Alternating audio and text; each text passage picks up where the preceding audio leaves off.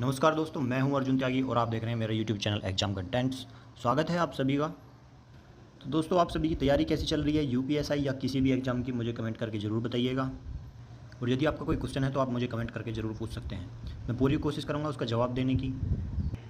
आज मैं आपको इस वीडियो में जो भारत के प्रधानमंत्री हैं, प्राइम मिनिस्टर, उनसे संबंधित जितने भी प्रश्न परीक्षाओं में पूछे जा सकते हैं या परीक्षाओं में ऐसे प्रश्न जो प्रधानमंत्री से संबंधित हैं आने की संभावनाएं हैं, वो आज हम इस वीडियो में डिस्कस करेंगे।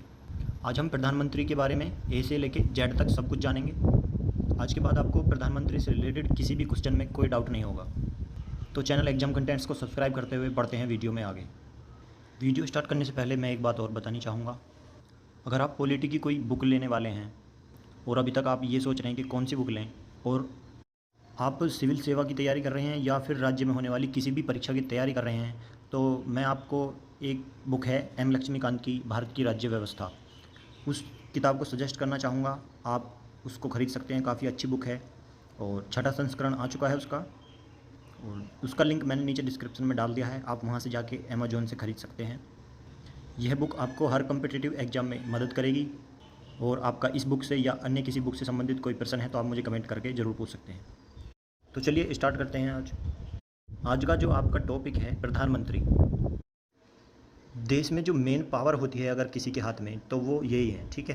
प्रधानमंत्री ही वास्तविक शक्तियों का, जो वास्तविक कार्यकारी शक्तियाँ होती हैं, वो प्रधानमंत्री में ही निहित होती हैं। संविधान द्वारा प्रदत्त सरकार की संसदीय व्यवस्था में राष्ट्रपति जो होते हैं वो केवल नाम मात्र के कार्यकारी प्रमुख होते हैं। तो मेन जो शक्तियाँ होती हैं, जो वास्तविक शक्तियाँ होती हैं, वो केवल प्रधानमंत्री के हाथों में होती हैं। दूसरे शब्दों में कहा जाए तो राष्ट्रपति राज्य का प्रमुख होता है, जबकि प्रधानमंत्री सरकार का प्रमुख होता है। आप इस तरह से भी इस बात को समझ सकते हैं। देखिए, आप किसी भी परीक्षा की तैयारी कर रहे हों, प्रधानमंत्री से यदि आपकी परीक्षा में कोई क्वेश्चन आएगा तो केवल 4 चीज़ें ऐसी हैं, उनसे ही पूछा जाएगा, ठीक है। मैं आपको वो चारों चीज़ें बता देता हूँ कौन कौन सी हैं। उससे बाहर क्वेश्चन बनेगा ही नहीं कोई। और आज मैं इस वीडियो में आपको वो चारों ही चीज़ें कराऊँगा, ठीक है। तो देखिए, पहले नंबर पर यदि क्वेश्चन पूछा जाएगा कोई, तो वो पूछा जाएगा प्रधानमंत्री की नियुक्ति से संबंधित जो भी क्वेश्चन परीक्षा में पूछे जा सकते हैं, वो आज हम इस वीडियो में डिस्कस करेंगे। नंबर 2 पर प्रधानमंत्री से क्वेश्चन शपथ, पदावधि एवं वेतन से पूछा जाता है। या तो शपथ से संबंधित क्वेश्चन होगा, या उनकी पदावधि से संबंधित क्वेश्चन होगा, या उनके वेतन से संबंधित क्वेश्चन होगा। ये नंबर 2 पर रखा गया है। नंबर 3 पर प्रधानमंत्री की जो कार्य हैं और शक्तियाँ हैं उनको रखा गया है। नंबर 3 पर हम पढ़ेंगे प्रधानमंत्री के कार्य व शक्तियाँ। कार्य और शक्तियों से भी क्वेश्चन पूछे जाते हैं। और नंबर 4 पर राष्ट्रपति के साथ जो संबंध हैं प्रधानमंत्री के, वो किस तरह से हैं और वो क्या क्या हैं। तो ये 4 चीज़ हैं जिनसे क्वेश्चन पूछे जाते हैं। और कुछ आर्टिकल हैं 4-5, वो भी मैं आपको इस वीडियो के लास्ट में करा दूँगा। जो प्रधानमंत्री से संबंधित महत्वपूर्ण आर्टिकल हैं वो सब मैं इसमें वीडियो के लास्ट में करा दूँगा, ठीक है। तो ये 4 चीज़ें थी, कौन कौन सी। एक तो प्रधानमंत्री की नियुक्ति नंबर 1 पर, नंबर 2 पर शपथ, पदावधि एवं वेतन, नंबर 3 पर प्रधानमंत्री के कार्य और शक्तियाँ, और नंबर 4 पर राष्ट्रपति के साथ प्रधानमंत्री के संबंध। इन 4 टॉपिक से ही क्वेश्चन बनेगा हमेशा, जब भी आपको प्रधानमंत्री से संबंधित कोई क्वेश्चन आएगा परीक्षा में। इससे बाहर ना ही तो बन सकता है और ना ही क्वेश्चन हो सकता है। इससे बाहर फिर प्रधानमंत्री से संबंधित क्वेश्चन आपका करंट से बनेगा, और उसके लिए आपको करंट करनी पड़ेगी। तो चलिए शुरू करते हैं नंबर 1, प्रधानमंत्री की नियुक्ति से। आइए देखते हैं प्रधानमंत्री की नियुक्ति कैसे होती है। देखिए, संविधान में जो प्रधानमंत्री के निर्वाचन और नियुक्ति के लिए कोई विशेष प्रक्रिया नहीं है। जब आप प्रधानमंत्री से संबंधित आर्टिकल पढ़ेंगे तो एक आर्टिकल आएगा 75 क्या कहता है। 75 केवल इतना कहता है कि राष्ट्रपति जो हैं वो प्रधानमंत्री की नियुक्ति करेंगे। हालांकि इसका अभिप्राय यह नहीं है कि राष्ट्रपति किसी भी व्यक्ति को प्रधानमंत्री बना देंगे, नहीं। राष्ट्रपति किसको प्रधानमंत्री बनाएंगे?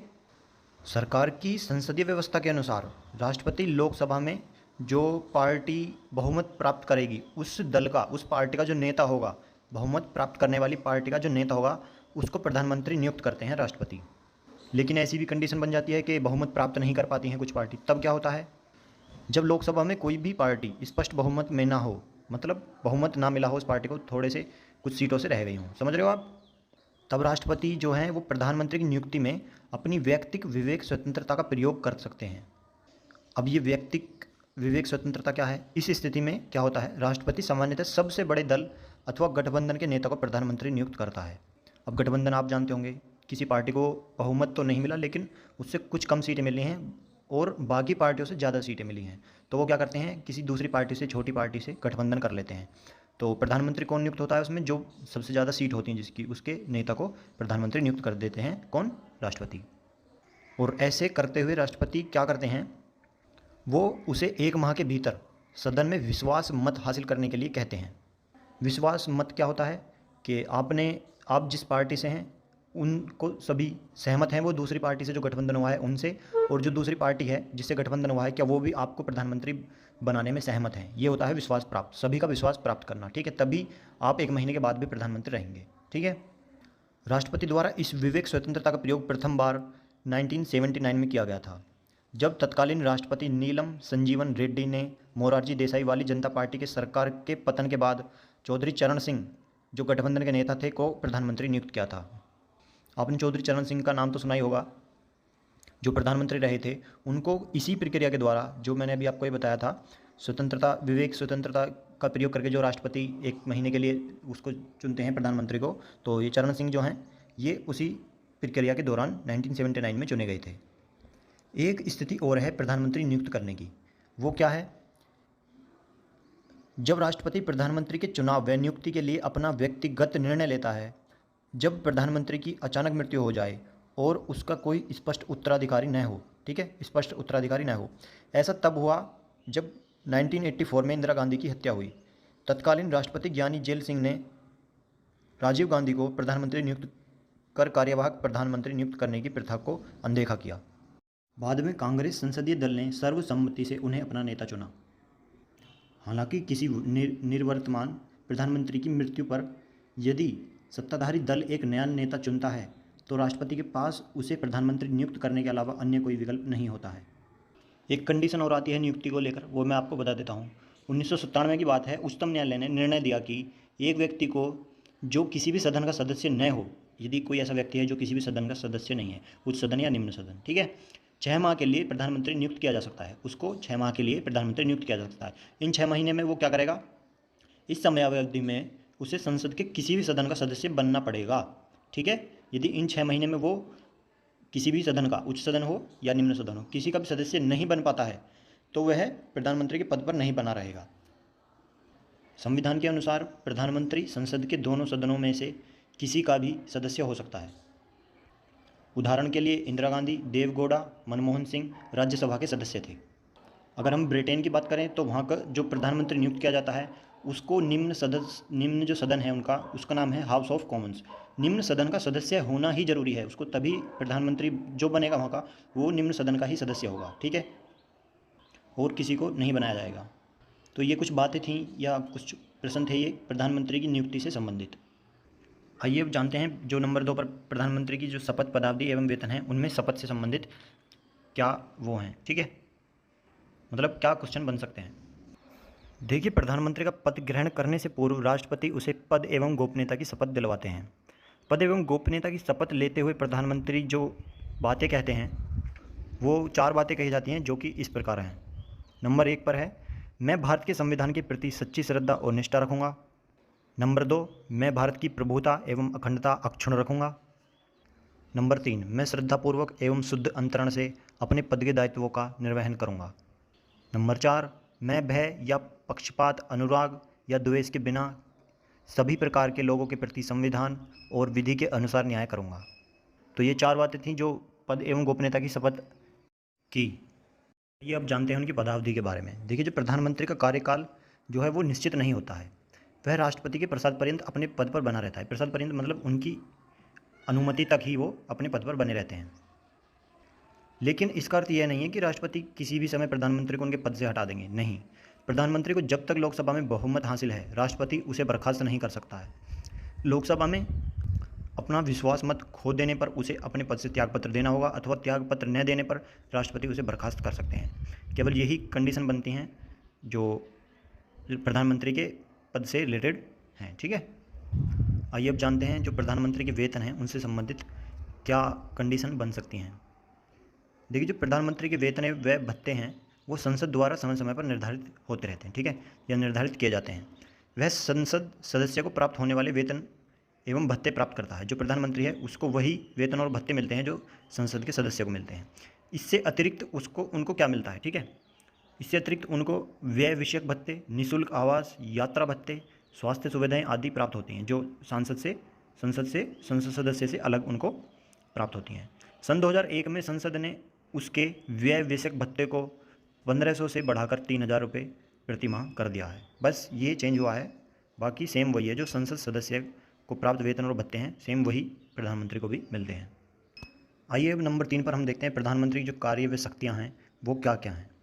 देखिए, मैं आपको प्रधानमंत्री की कार्य और शक्तियाँ 4 भागों में बताऊंगा, और वो 4 भाग कौन कौन से हैं। नंबर 1 पर है मंत्रिपरिषद के संबंध में प्रधानमंत्री की कार्य व शक्तियाँ, राष्ट्रपति के संबंध में प्रधानमंत्री की कार्य और शक्तियाँ, संसद के संबंध में कार्य और शक्तियाँ, और कुछ अन्य भी शक्तियाँ एवं कार्य हैं, वो मैं आपको नंबर 4 भाग में बता दूंगा।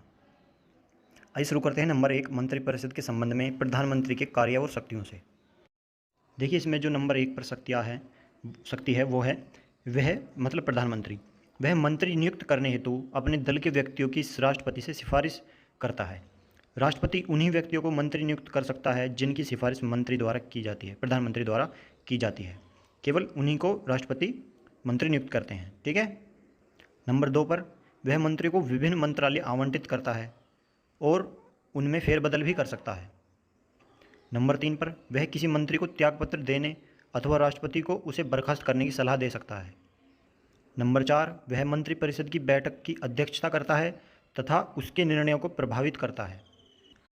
नंबर 5, वह सभी मंत्रियों की गतिविधियों को नियंत्रित निर्देशित करता है और उनमें समन्वय रखता है। नंबर 6, वह पद से त्यागपत्र देकर मंत्रिमंडल को बर्खास्त कर सकता है।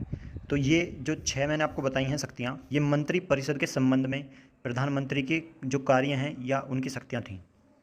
अब नंबर 2 पर हम देखते हैं जो राष्ट्रपति के संबंध में प्रधानमंत्री के कार्य और शक्तियाँ हैं। देखिए, उनमें नंबर 1 पर है, प्रधानमंत्री जो हैं वो राष्ट्रपति एवं मंत्रिपरिषद के बीच संवाद की एक मुख्य कड़ी है। मतलब अगर कोई मंत्रिपरिषद की बात है और वो राष्ट्रपति तक पहुंचानी है, तो वो किसके द्वारा पहुंचाई जाती है? प्रधानमंत्री के द्वारा। या राष्ट्रपति कुछ कहना चाहते हैं तो वो किसके द्वारा पहुंचाई जाएगी मंत्रिपरिषद तक बात? प्रधानमंत्री के द्वारा। नंबर 2 पर जो प्रधानमंत्री हैं वो राष्ट्रपति को विभिन्न अधिकारियों, जैसे भारत का महान्यायवादी, भारत का नियंत्रक एवं महालेखा परीक्षक, जो महालेखा परीक्षक क्या होता है, संघ लोक सेवा आयोग का अध्यक्ष एवं उसके सदस्य, चुनाव आयुक्तों, वित्त आयोग का अध्यक्ष एवं उसके सदस्यों एवं अन्य की नियुक्ति के संबंध में परामर्श देता है। तो इनकी जो नियुक्ति है उनके संबंध में परामर्श देता है कौन? प्रधानमंत्री। किसको? राष्ट्रपति को। तो ये जो शक्ति थी नंबर 2 की, ये राष्ट्रपति के संबंध में थी प्रधानमंत्री की शक्ति। आप इनको ऐसे ही पॉइंट वाइज याद करेंगे तो आप अच्छे से पॉलिटी को याद कर पाएंगे। आइए प्रधानमंत्री की जो कार्य और शक्तियाँ हैं वो संसद के बारे में क्या क्या हैं उनको जान लेते हैं। नंबर 3 पर हैं ये, और इसमें जो नंबर 1 पर शक्ति है वो है, जो प्रधानमंत्री है वो राष्ट्रपति को संसद का सत्र आहूत करने एवं सत्रावसान करने संबंधी परामर्श देता है। नंबर 2, वह किसी भी समय लोकसभा विघटित करने की सिफारिश राष्ट्रपति से कर सकता है। मतलब लोकसभा के विघटन के लिए सिफारिश कर सकते हैं राष्ट्रपति से। नंबर 3, वह सभा पटल पर सरकार की नीतियों की घोषणा करता है। तो ये 3 शक्तियाँ थीं संसद के संबंध में प्रधानमंत्री की। आइए कुछ और भी शक्तियाँ हैं उनकी, कार्य और शक्तियाँ, जो इन तीनों से अलग हैं और आपकी परीक्षाओं में पूछी जाती रहती हैं। तो आइए उनके देख लेते हैं। नंबर 1 पर है उनमें से, जो प्रधानमंत्री हैं वो नीति आयोग, राष्ट्रीय एकता परिषद, अंतर्राज्यीय परिषद, राष्ट्रीय जल संसाधन परिषद और कुछ अन्य संस्थाओं का अध्यक्ष होता है। नंबर 2 पर जो प्रधानमंत्री हैं वो राष्ट्र की विदेश नीति को मूर्त रूप देने में महत्वपूर्ण भूमिका निभाते हैं। नंबर 3 पर जो प्रधानमंत्री हैं वो केंद्र सरकार का मुख्य प्रवक्ता होता है। नंबर 4 पर जो प्रधानमंत्री हैं वो आपातकाल के दौरान राजनीतिक स्तर पर आपदा प्रबंधन का प्रमुख होता है। नंबर 5 पर जो देश का नेता होने के नाते प्रधानमंत्री जो हैं वह विभिन्न राज्यों के विभिन्न वर्गों के लोगों से मिलता है और उनकी समस्याओं के संबंध में ज्ञापन प्राप्त करता है। नंबर 6 पर जो प्रधानमंत्री हैं वो सत्ताधारी दल का नेता होता है। और नंबर 7 पर सेनाओं का राजनीतिक प्रमुख होता है। कौन? प्रधानमंत्री। तो ये 7 ऐसी शक्तियाँ या कार्य थे जो प्रधानमंत्री से संबंधित और अलग से पूछे जा सकते हैं आपसे। आइए अब नंबर 4 और लास्ट टॉपिक है ये प्रधानमंत्री का, जो है कि राष्ट्रपति के साथ संबंध हैं कैसे हैं। प्रधानमंत्री के साथ राष्ट्रपति के संबंधों को हम 3 अनुच्छेदों के रूप में पढ़ेंगे, जो हैं आपके अनुच्छेद 74, 75 और 78।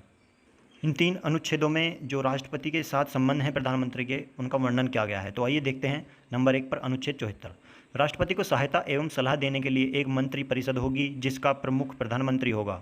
राष्ट्रपति इसकी सलाह के अनुसार कार्य करेगा। हालांकि राष्ट्रपति मंत्रिमंडल से उसकी सलाह पर पुनर्विचार करने के लिए कह सकता है। राष्ट्रपति इस पुनर्विचार के बाद दी गई सलाह के अनुसार कार्य करेगा। आर्टिकल 75 क्या कहता है?